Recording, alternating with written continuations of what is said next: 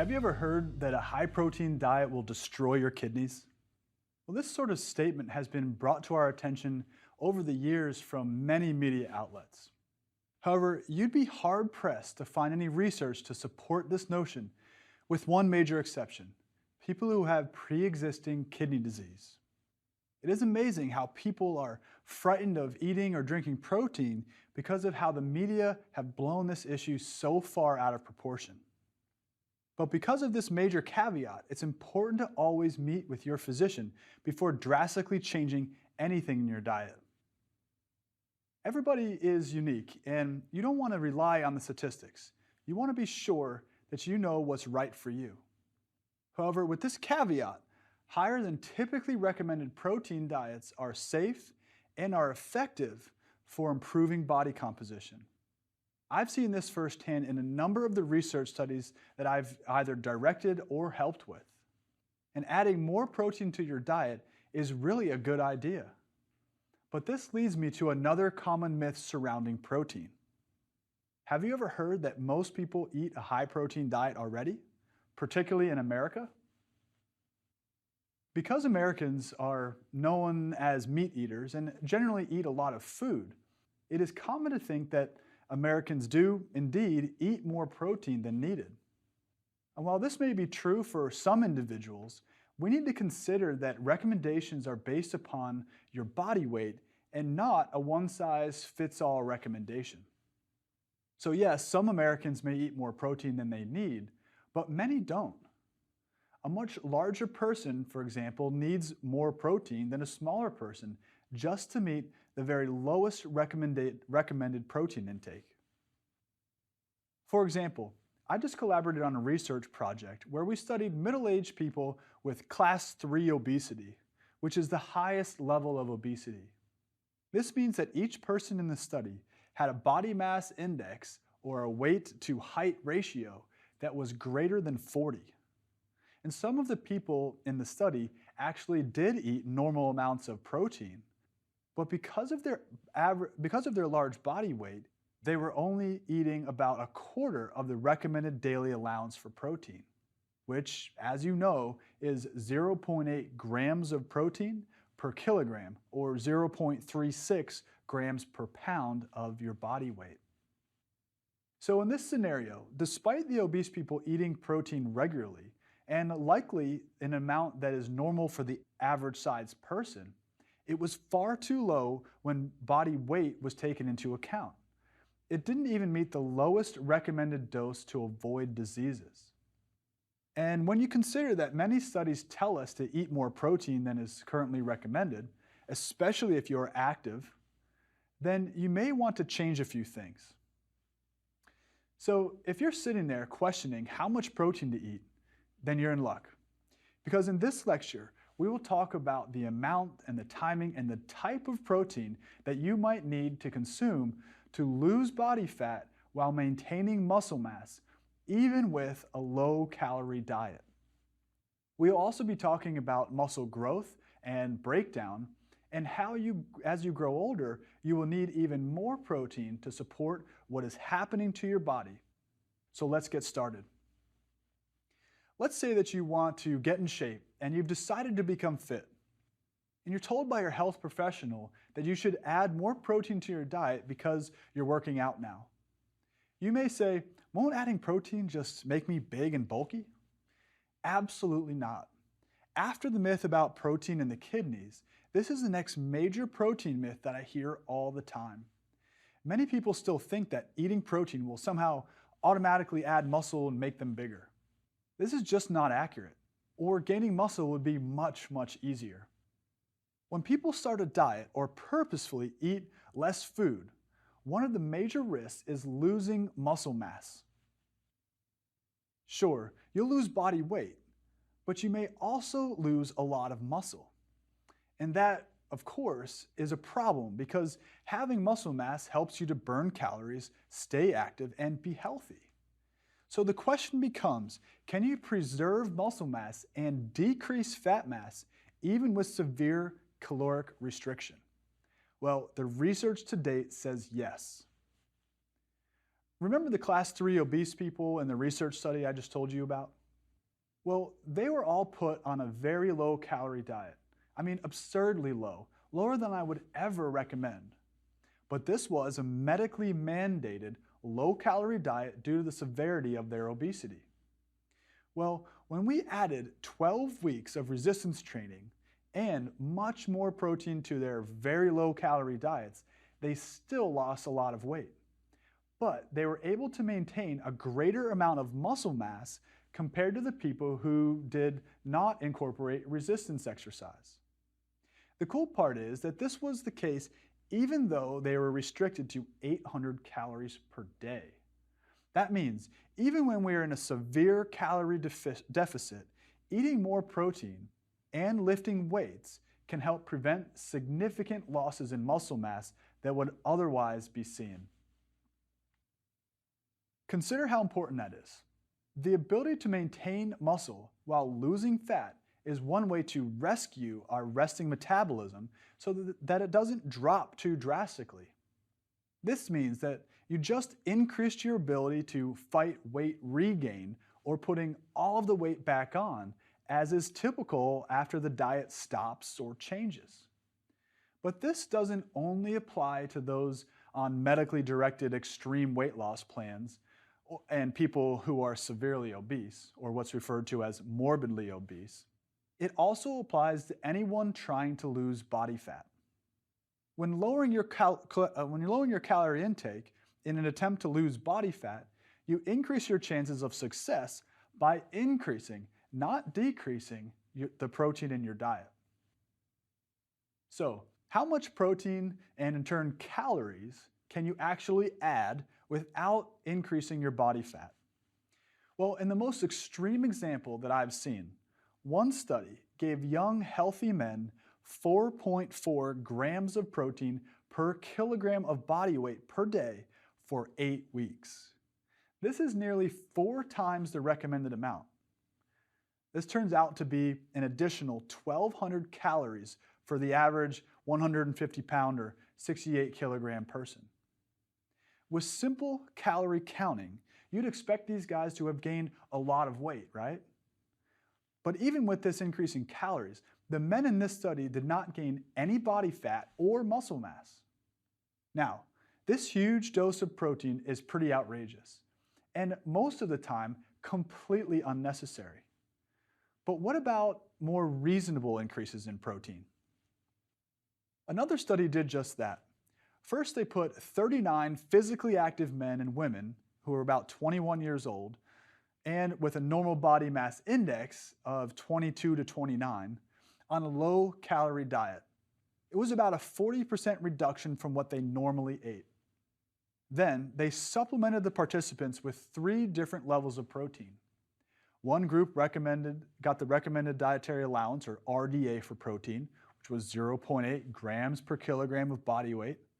The second group got 2 times the RDA at 1.6 grams per kilogram. And the third group got 3 times the RDA at 2.4 grams of protein per kilogram of body weight. So what happened? Turns out that both the 2 times and the 3 times the recommended protein intake preserved muscle mass and reduced the body fat to the greatest extent while on a low-calorie diet. And the group that supplemented with 2 times the RDA of protein had the greatest effects. This means that during calorie restriction, a shift to increase the amount of calories you get from protein, which would replace many of the calories you get from carbohydrates and fats, will improve body composition. Even supplementing with milk has been shown to improve body composition when trying to lose weight. Researchers put overweight and obese women on an exercise and low-calorie diet for 16 weeks with varying amounts of protein and dairy. And they found that of all the women, they lost a significant amount of weight, but the high protein and high dairy group, which was about 30% protein and 15% dairy, lost the most fat from their stomach area and from their visceral fat. That's the fat surrounding your organs and is linked to so many health problems. But Another cool benefit also occurred while these women were on the low-calorie diet and exercising. Only the high protein, high dairy group was able to actually add muscle mass. Not to mention, protein intake from milk and other sources may help decrease your waist circumference and maximize your strength. Sounds pretty good, right? So simply putting yourself on a low-calorie diet isn't enough. Yes, you need to know something about the quantity of food you eat and drink, because a deficit in calories does create weight loss. But the type and quality of your calories matters too. If you want to lose fat, but also preserve your muscles, or even add muscle to help with your performance, mobility, and metabolism, then you should seriously consider increasing the amount of protein you eat. So research pretty clearly shows that people who add more protein to their diets tend to improve their body composition, particularly when exercise is also included. But what about massive amounts of muscle that we risk losing as we age? As you know, if you don't work to keep your muscle mass, you will lose muscle mass every decade after about 30 years old or so. The health implications and your ability to just move around depend upon keeping some of your muscle mass. Have you ever seen the older people you know losing lots of muscle? So what can you do? Particularly as an older adult, is there anything you can do about the amount of protein you consume to preserve or even prevent the muscle loss or even increase muscle protein synthesis? Yes, but first a little physiology lesson. When we talk about muscle protein balance, it is important to talk about both the synthesis part, which is known as anabolism or muscle growth, and the degradation part, which is known as catabolism or muscle breakdown. If synthesis matches degradation, you would not gain or lose any muscle. If, however, degradation is greater than synthesis, you would be losing muscle. Additionally, one really interesting thing about aging is that certain changes occur that actually make it harder for an older adult to use protein to build or maintain muscle mass. The body actually starts to resist anabolism or growth with age.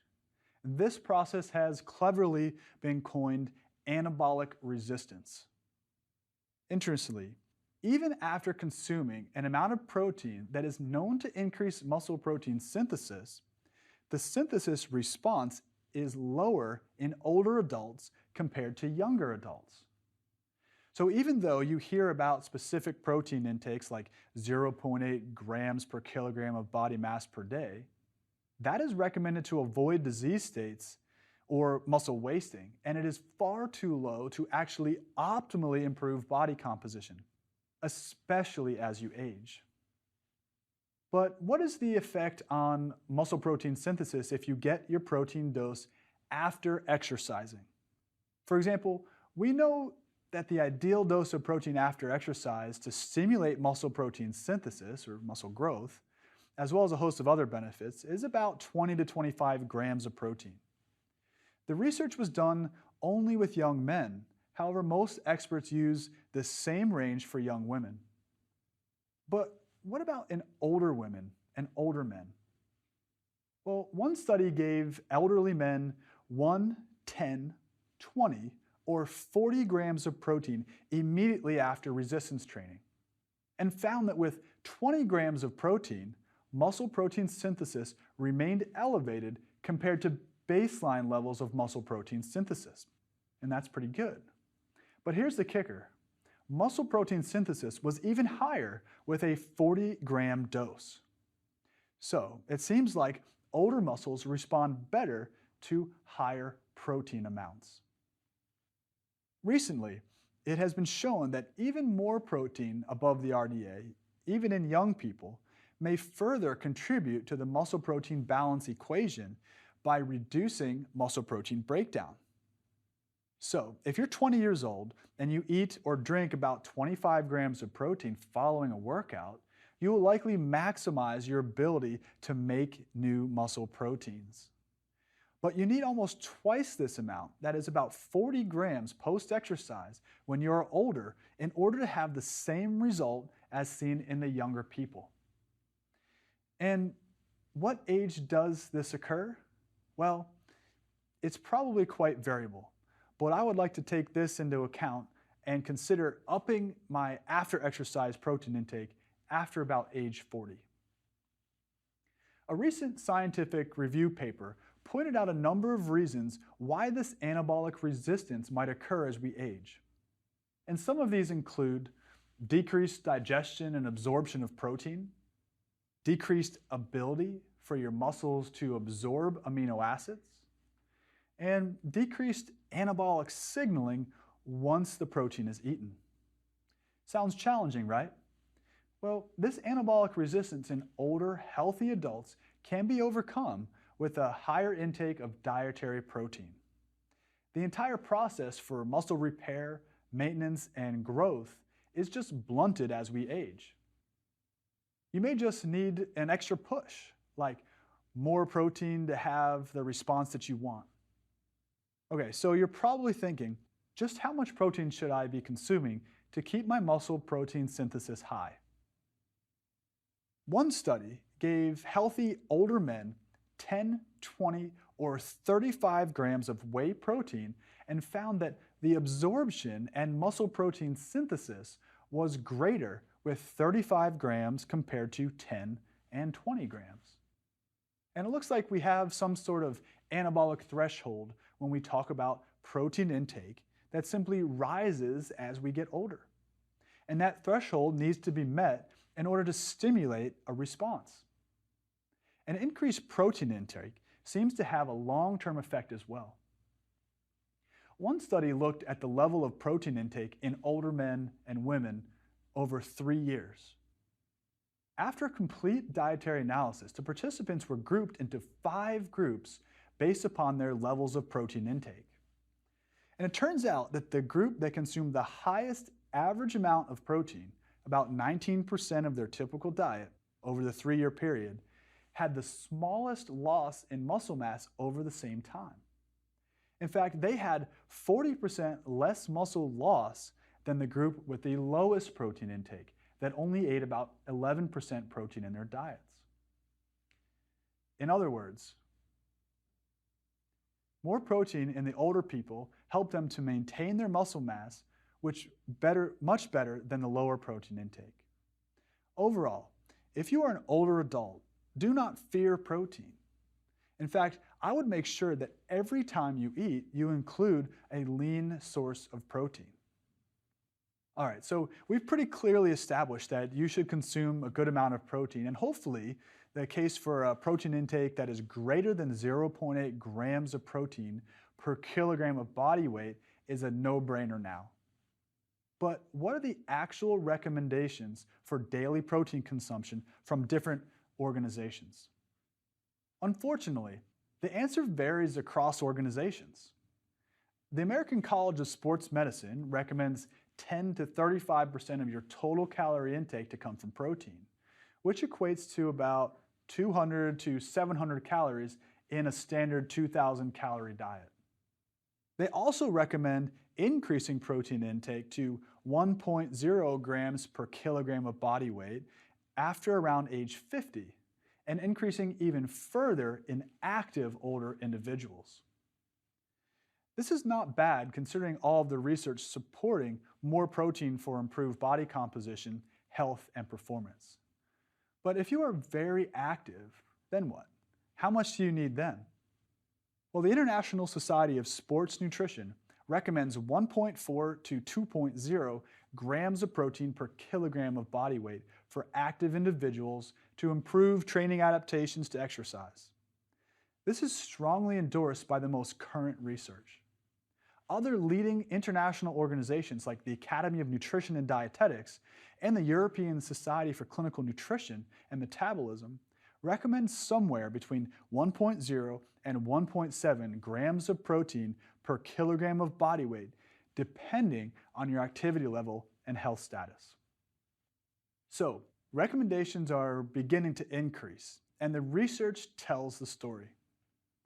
And just to recap, some food sources that are great for protein are eggs, lean chicken, beef, and fish, and things like Greek yogurt, nuts, peas, tofu, seeds, and quinoa also pack a protein punch. And even though I mentioned this in the beginning of the lecture, it is worth repeating, because one of the questions that I continue to get asked regarding the amount of protein we eat is this: is too much protein harmful, and won't my kidneys shut down? I want to tell you again, absolutely not. This is wrong. But the myth persists. We already talked about the research support for a higher protein diet. These studies show no evidence of kidney disease resulting from eating more protein. Here's the deal. On a high protein diet, your kidneys do perform more work to handle the protein. However, increased action does not equal damage. This is because, like all our other bodily functions, the kidneys are very good at adapting. And one study found that markers of kidney function are not affected in strength athletes with multiple years of high protein intake. However, there is likely a time when you don't need any more protein. More than 1.5 grams per pound or 3.3 grams per kilogram of body weight is not needed or recommended, as 1 gram per pound, which is 2.2 grams per kilogram of body weight, is enough and far exceeds the 0.36 grams per pound or 0.8 grams per kilogram that is traditionally recommended. Overall, there is no overwhelming evidence that says that protein harms the body, but anything in excess can potentially be damaging. That's just common sense. But unfortunately, common sense sometimes goes out the window when people talk about new diets and eating fads. And of course, always double check and change your diet with your healthcare provider to make sure it's a healthy choice for you. Now, let's go beyond just how much protein we should eat and move on to topics like when we need to eat it and at what frequency we should eat protein. This is a concept called nutrient timing. The first thing to talk about is, when do you want to eat? For example, if you like breakfast or a late night snack, then eating at those times will probably help you stick to your plan. However, the food you pick and eat at those times will make the difference in how your body ultimately stores the energy. So, how should your daily protein needs be split up over a day for the best results? Well, eating about 20 grams of protein per meal, spaced evenly throughout the day, is commonly recommended. The research here is mixed though. Unfortunately, research shows us that older individuals typically consume about 8 grams of protein at breakfast, 12 grams of protein at lunch, and a maximum of 40 grams of protein at dinner. And this type of spread of protein is considered protein backloading. It is very common, but for optimal results, it seems that the dose of protein should be spaced a bit more evenly throughout the day in order to stimulate muscle protein synthesis. In overweight and obese older individuals, evenly spaced protein stimulates muscle protein synthesis significantly more effectively than this backloaded practice. Interestingly, when resistance training is added, muscle protein synthesis normalized no matter how they ate their protein. Backloaded or not, resistance training improves how we respond to eating.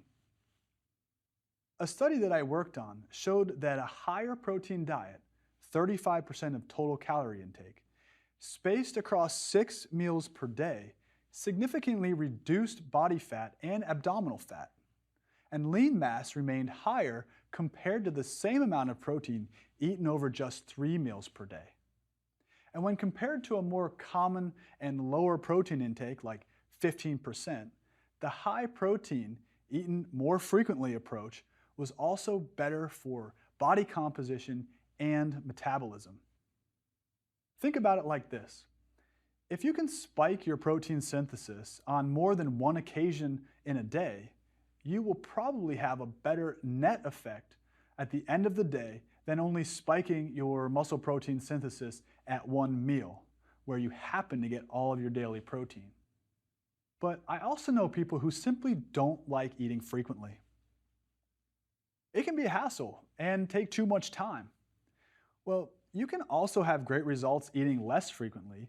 You just need to be sure that when you do eat, you're eating nutrient-dense foods and that you're getting high-quality protein in those foods. Now, another time of day that people often want to eat is before bed. Do you find yourself hungry before bed, maybe wanting a snack, but believe that it's not a healthy habit? It's not only not unhealthy, it may actually be good for you to eat a small protein snack or drink a protein shake right before bed. When younger and older men were given 40 grams of casein protein before bed, their muscle protein synthesis was significantly higher overnight when they drank a no-calorie drink. And this was regardless of their age. And it worked for young and old alike. Now, this was not done in women, but I think similar results would occur.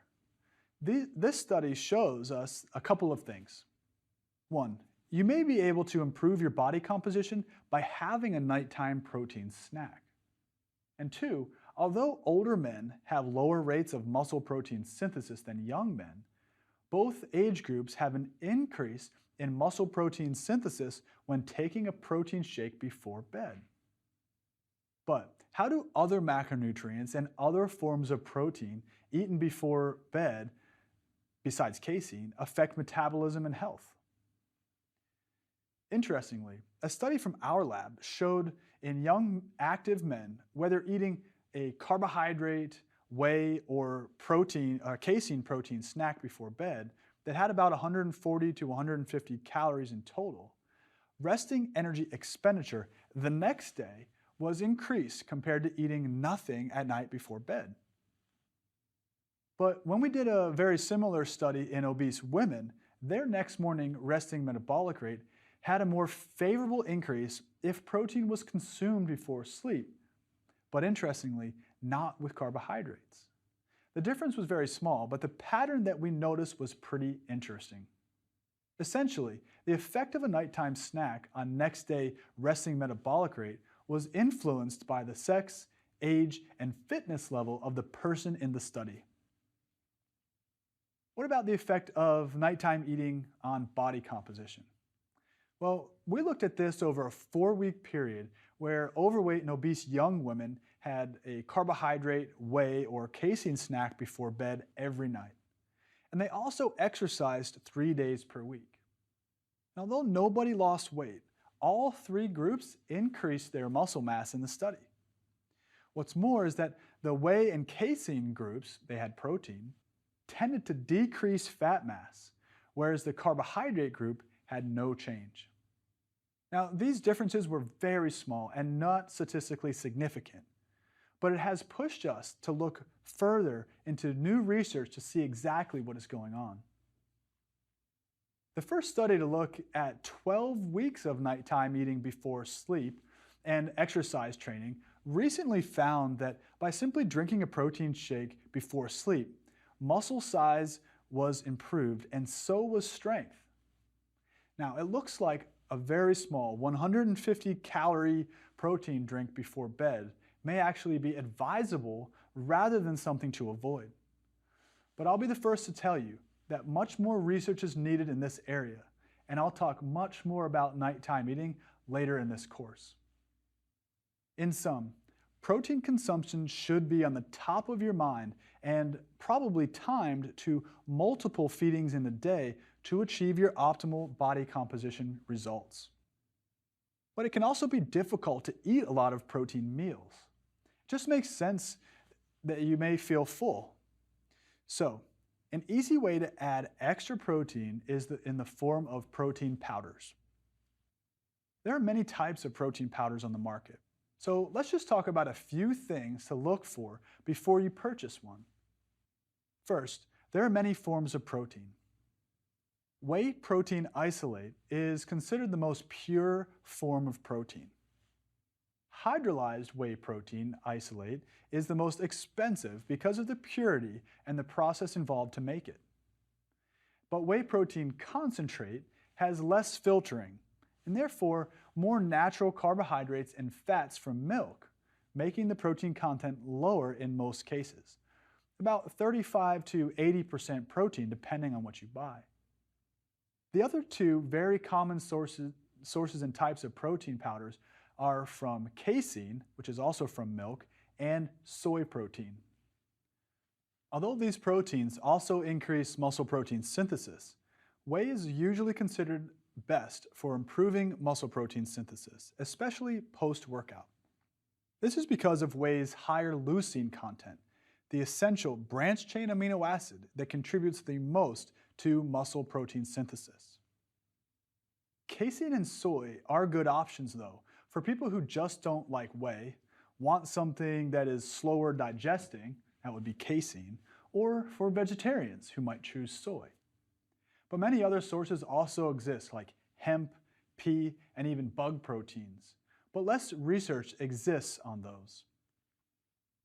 Milk, as you probably guessed, is also an acceptable source of protein and been found to increase lean body mass greater than soy protein after 12 weeks of a resistance training program. But keep in mind that milk also has both carbohydrates and fat in it. So, what do you look for on the label of a supplement? Well, you want the highest percent of protein per scoop.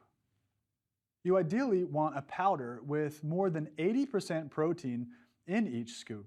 For example, 25 grams of protein in a 28-gram serving scoop equates to 90% protein, perfect amount. Take caution though when reading labels on protein powders. Many powders have added proteins that our body cannot use towards building muscle, even if they contribute to the total nitrogen content of the product. Some examples of protein fillers are L-glycine and L-taurine. And supplement companies cleverly market these fillers to make them out to look like they will help you, but they probably won't.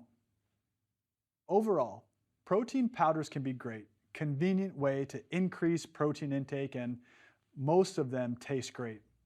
You can't beat the great effects on body composition with the addition of this supplement. So we can see that a protein intake above recommended levels will be beneficial for body composition. And don't worry, if your kidneys are healthy, increasing your protein is completely safe.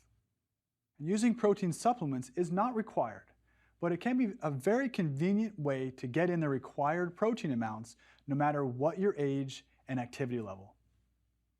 When it comes to weight loss, the addition of protein to the diet will aid in fat loss and muscle gain or preservation when combined with exercise training, even if you are in a severe calorie restriction.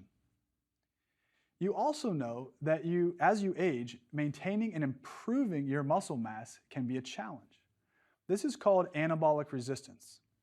However, when adding a larger than recommended amount of protein to the diet, it has been found that not only is muscle protein synthesis maximized, muscle protein degradation slows down too.